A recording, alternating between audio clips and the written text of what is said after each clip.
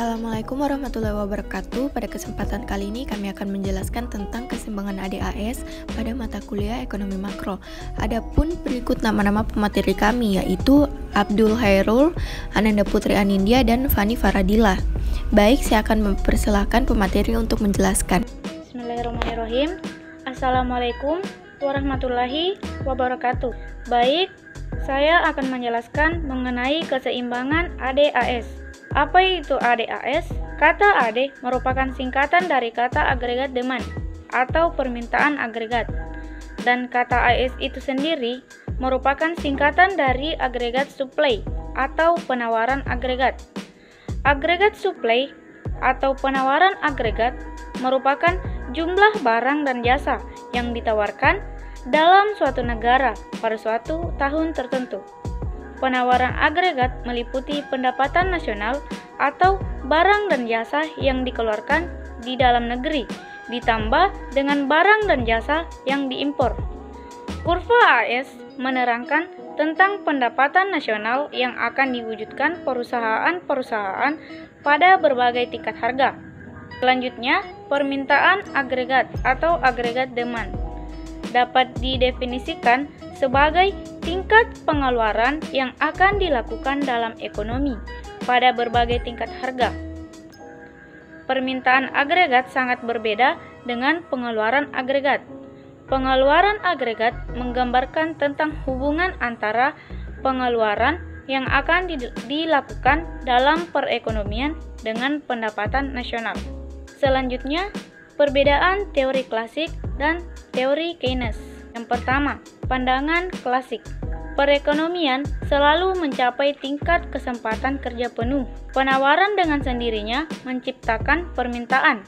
Maksudnya, di dalam ekonomi terdapat cukup banyak permintaan, dan oleh sebab itu, setiap jenis barang yang diproduksikan akan dapat terjual di pasar, di mana segi penawaran itu sangat penting peranannya dalam menentukan kegiatan ekonomi dan pendapatan nasional suatu negara dengan menggunakan persamaan di mana Y merupakan pendapatan nasional, K jumlah barang modal yang tersedia, L jumlah dan kemampuan tenaga kerja, Q jumlah kekayaan alam yang telah digunakan dan dikembangkan, dan T merupakan tingkat teknologi yang digunakan. Menurut pandangan Keynes, tingkat permintaan efektif yaitu pengeluaran agregat dan permintaan agregat akan menentukan sejauh mana produksi nasional akan diwujudkan dalam ekonomi dan kesempatan kerja akan dicapai. Dalam perekonomian, kesempatan kerja penuh tidak akan selalu dicapai. Yang kerap berlaku adalah masalah pengangguran. Selanjutnya, pandangan Keynes mengenai uang dan kegiatan ekonomi. Ahli-ahli ekonomi klasik berpendapat money is neutral atau uang adalah netral. Artinya, uang tidak dapat mempengaruhi kegiatan ekonomi. Menurut ahli-ahli ekonomi klasik, kesempatan kerja penuh selalu dicapai. Dalam keadaan seperti ini, pendapatan nasional tidak dapat ditambah. Apabila uang dalam ekonomi bertambah, maka perubahan ini tidak dapat menaikkan pendapatan nasional. Teori Keynes mengenai uang dalam kegiatan ekonomi sangat berbeda dengan pendapat ahli-ahli ekonomi klasik.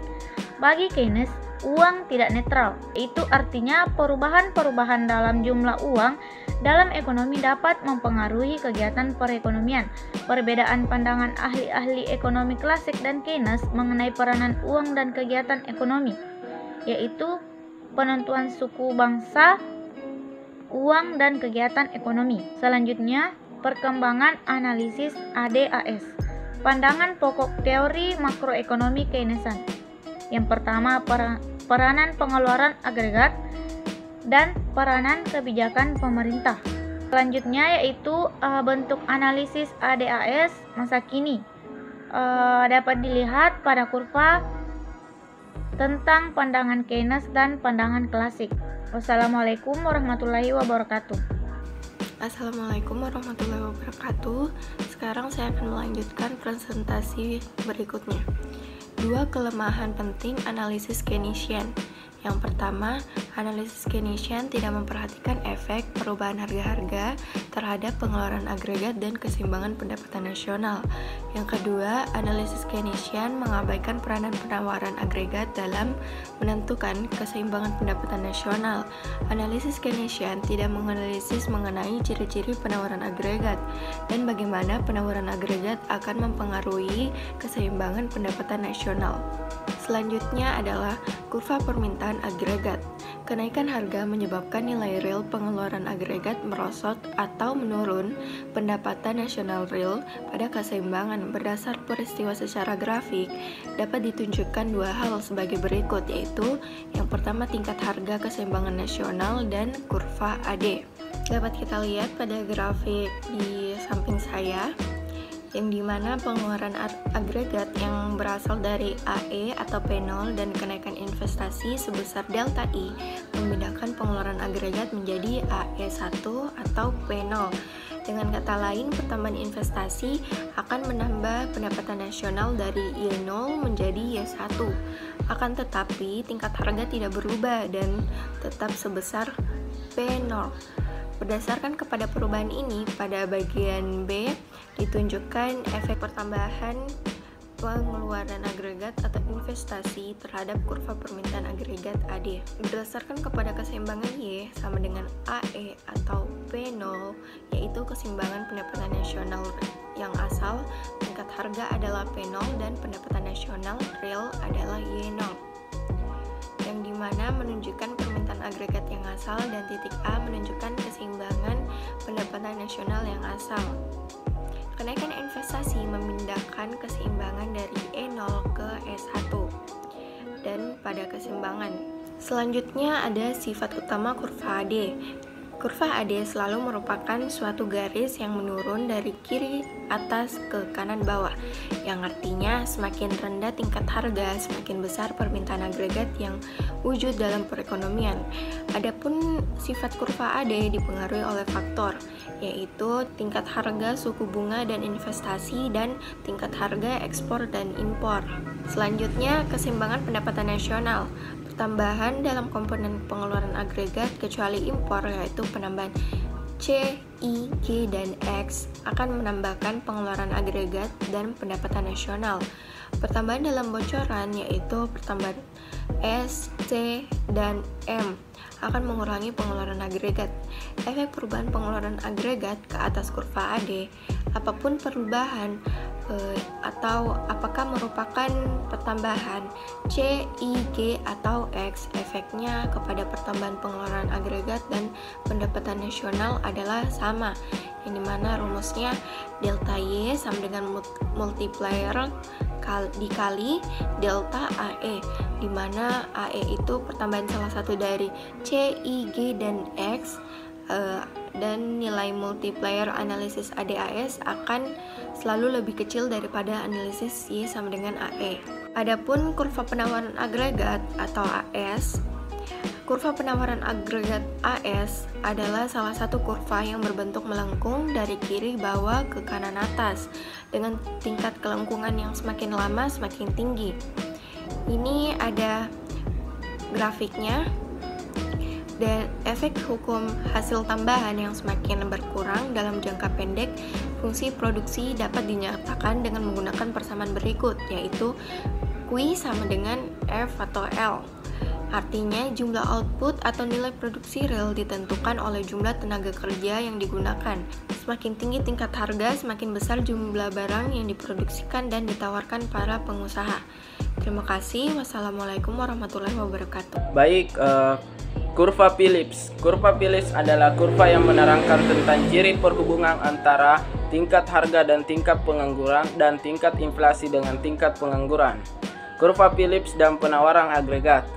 Dilihat dari gambar kurva berikut, gambar pertama menerangkan tentang kurva Phillips dengan ciri hubungan antara tingkat upah dan tingkat kesempatan kerja, yaitu apabila tingkat kesempatan kerja meningkat, maka tingkat upah juga akan meningkat. Dan apabila tingkat upah tingkat kesempatan kerja semakin tinggi, yaitu tingkat pengangguran rendah, maka tingkat upah menjadi semakin cepat. Dilihat dari gambar kurva WN atau garis WN menerangkan tingkat upah dan kesempatan kerja, sedangkan garis N menerangkan tentang tingkat kesempatan kerja penuh. Selanjutnya, penawaran agregat. Kurva penawaran agregat memiliki ciri yang pertama, yaitu apabila tingkat upah masih relatif stabil, maka tingkat harga akan mengalami kenaikan yang relatif rendah. Dan yang kedua, yaitu apabila tingkat kenaikan upah semakin meningkat, tingkat harga akan mengalami kenaikan yang lebih cepat. Dilihat dari gambar kurva, pendapatan nasional Y1 adalah pendapatan nasional real yang akan dicapai pada kesempatan kerja penuh, dan pendapatan nasional yang diwujudkan apabila kesempatan kerja mencapai NF. Perpindahan kurva AS ada dua, yaitu perpindahan kurva AS ke atas atau ke kiri dan perpindahan kurva AS ke bawah atau ke kanan. Perpindahan kurva AS ke atas atau ke kiri maksudnya adalah pada mulanya pada harga P0 perusahaan akan menawarkan barang bernilai Y0. Dan perpindahan dari AS0 menjadi AS1 berarti penawaran barang bernilai Y0 akan dilakukan oleh perusahaan apabila tingkat harga mencapai P1. Perubahan dari AS0 menjadi AS1 juga dapat dikatakan sebagai perpindahan ke kiri. Dan maksudnya apabila harga tetap P0, maka perusahaan akan mengurangi penawaran output dari yang bernilai Y0 menjadi Y1, yaitu pergeseran dari titik A ke titik A1. Yang kedua, yaitu perpindahan kurva AS ke bawah atau ke kanan. Perpindahan kurva AS ke bawah atau ke kanan dinyatakan sebagai perpindahan kurva AS bawah, maksudnya adalah pendapatan nasional real yang bernilai Y0 akan diwujudkan pada harga P2 dan tidak pada P0. Perpindahan AS0 menjadi AS2 dapat juga dikatakan sebagai perpindahan ke kanan, dan dimaksudkan adalah apabila harga tetap P0, pendapatan nasional real yang akan ditawarkan perusahaan-perusahaan meningkat dari Y0 menjadi Y2, yaitu atau dari pergeseran dari titik A ke titik A2. Selanjutnya, keseimbangan permintaan ADAS. Keseimbangan permintaan ADAS bisa disebut juga dengan keseimbangan makroekonomi. Lihat pada gambar kurva berikut bahwa kurva AD dan kurva AS berpotongan pada titik E, yang berarti permintaan agregat, penawaran agregat adalah sama pada pendapatan nasional real sebanyak YE dan tingkat harga pada P2. Tingkat E menggambarkan keseimbangan yang akan dicapai dalam perekonomian, oleh karena perusahaan-perusahaan tidak akan menambah atau mengurangi output yang diproduksi oleh kegiatan ekonomi telah mencapai keadaan yang stabil. Yang terakhir adalah efek perubahan kurva AD, kurva AS. Efek perubahan kurva AD, perubahan dalam permintaan agregat yang tidak diikuti oleh perubahan penawaran agregat akan menimbulkan perubahan harga dan pendapatan nasional ke arah yang bersamaan, yaitu kedua-duanya meningkat atau kedua-duanya merosot. Yang kedua, efek perubahan kurva AS. Analisis mengenai perubahan kurva penawaran agregat AS menunjukkan bahwa perubahan tersebut akan mengakibatkan perubahan harga dan pendapatan nasional real ke arah yang bertentangan. Demikianlah materi yang bisa saya sampaikan. Assalamualaikum warahmatullahi wabarakatuh. Baik, saya akan membacakan kesimpulan kali ini, yang dimana dalam analisis ADAS, kurva permintaan agregat AD dibentuk oleh keseimbangan Y sama dengan AE yang berlaku pada tingkat harga yang berbeda. Dalam perekonomian, pengeluaran agregat meliputi AE sama dengan C tambah I tambah G tambah X kurang M.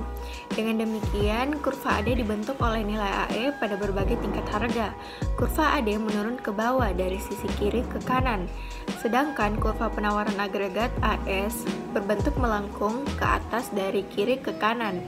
Keseimbangan pendapatan nasional yang dalam analisis ADAS dinamakan juga sebagai keseimbangan makroekonomi, dicapai apabila kurva AD berpotongan dengan kurva AS. Keseimbangan ini akan menentukan tingkat harga yang berlaku dalam perekonomian dan pendapatan nasional real yang akan diwujudkan. Keseimbangan ini akan mengalami perubahan dari waktu ke waktu. Terima kasih, sekian untuk presentasi kami kali ini. Untuk lebih dan kurangnya mohon dimaafkan. Wassalamualaikum warahmatullahi wabarakatuh.